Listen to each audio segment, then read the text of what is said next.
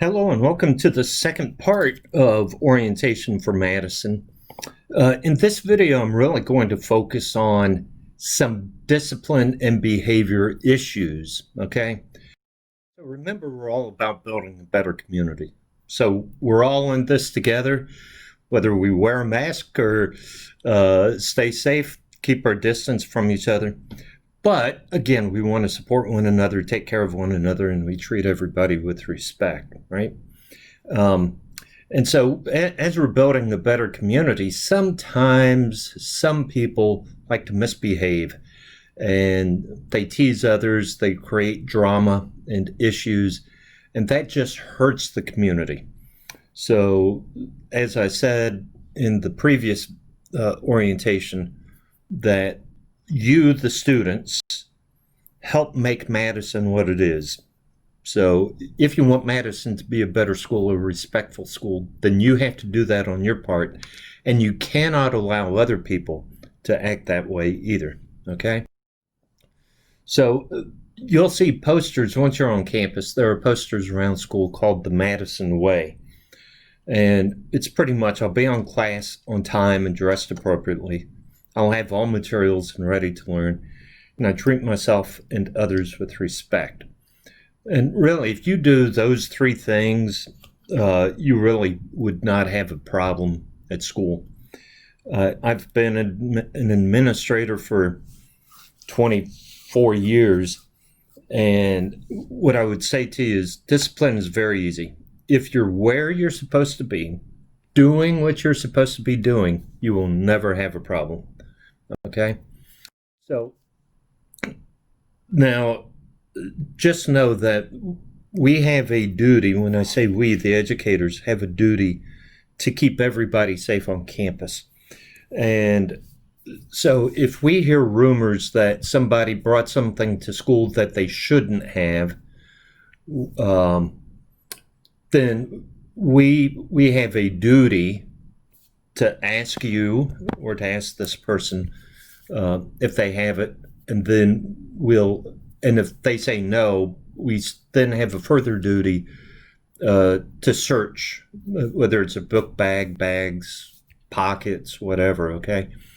And we've had instances in the past where kids will bring something they shouldn't and give it to a friend to hold. Hey, do me a favor, hold this for me, okay? Well, it's the person who's holding the item that gets in trouble. Right? We had this last year. Somebody was asked to hold something, and that student was suspended. And that student said, but he gave it to me to hold. And the other kid said, I don't know what you're talking about. I didn't ask them to do that. So it's a terrible thing that happens. So listen, just like at the airport, if you don't pack it yourself, don't take any packages from anybody else, okay? So bullying, and I'm going to talk for a few minutes about bullying. So number one, and this is very important, look at this very top line. It is a systematically and chronically infecting physical hurt or psychological distress. Okay, so let's be very clear that there's a difference between being bullied and being teased. If we're together and I say something mean to you, yes, it may be inappropriate. Yes, it could be teasing. But it does not classify as bullying. Bullying is chronic over time, and there's difference in power and so forth. So look at this very last. If somebody makes a rude comment one time, it's teasing. Now, yes, it's wrong, and we can deal with that, but it's not bullying. Now, bullying can take many shapes. It can be verbal, physical. You see it on cyber, on different social media platforms. It can be psychological, just excluding friends, the rating systems that some kids involve in, and it can be sexual bullying, right? So just know that bullying isn't just verbal. There are many different ways bullying happens.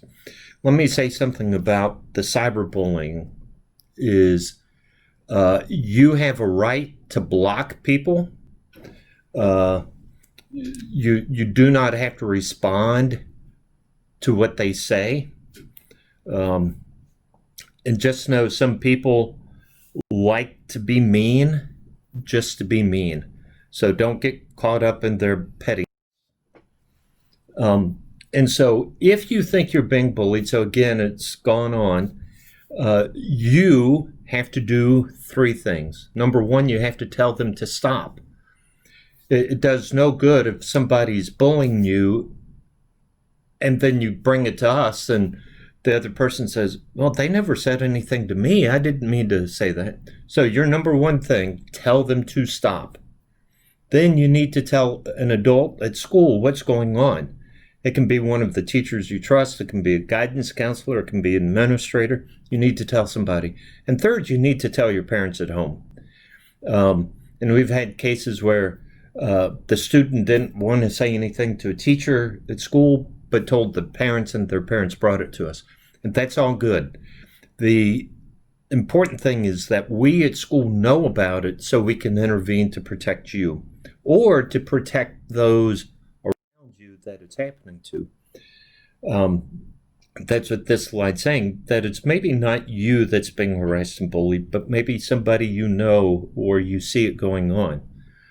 So what you don't want to do is to take the side of the bully. You want to take the side of the victim, protect that person, tell an adult at school what's going on, right? I like this quote by Dr. Martin Luther King. Life's most persistent and urgent question is, what are you doing for others? Again, being part of the community, making the community better, we take care of each other. And I've said this before, the school is a reflection of what you, the students, allow to happen. So take pride in your school. If you see bullying, tell somebody so we can stop it. If you're the bully, stop it, right?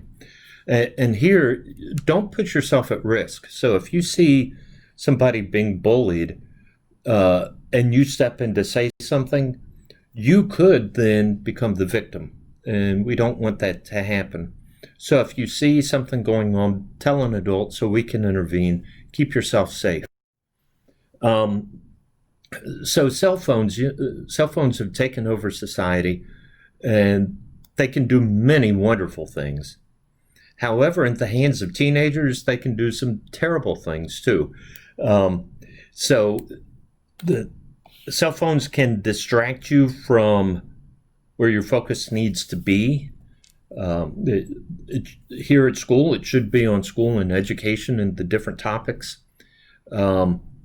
So that's why when you're at school, the cell phone needs to be put away. The law says you're allowed to have your cell phone, and the issue for that is really after school. If you have to get home safely, check in with the parents.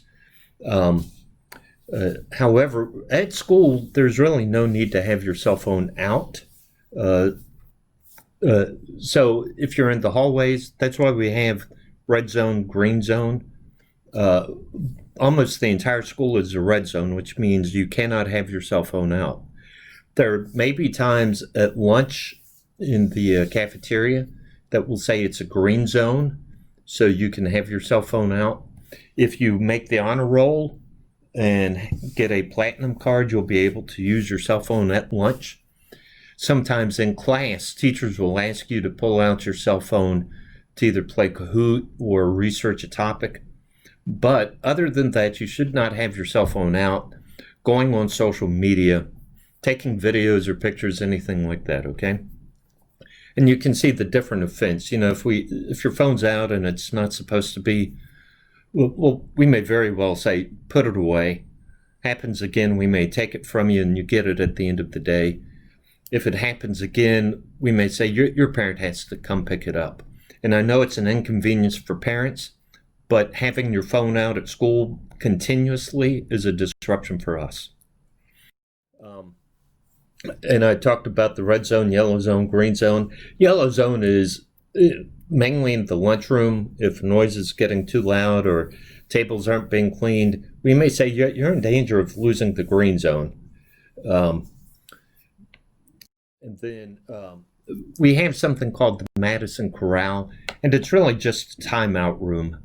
Uh, if students have misbehaved in class, we may just put you in the timeout room for a short period of time. There's reflections to do, some work to do. Dress code, we follow Hillsborough County dress code. So be sure, I have a list here, but be sure to check the student manual as to what's acceptable, what's not acceptable.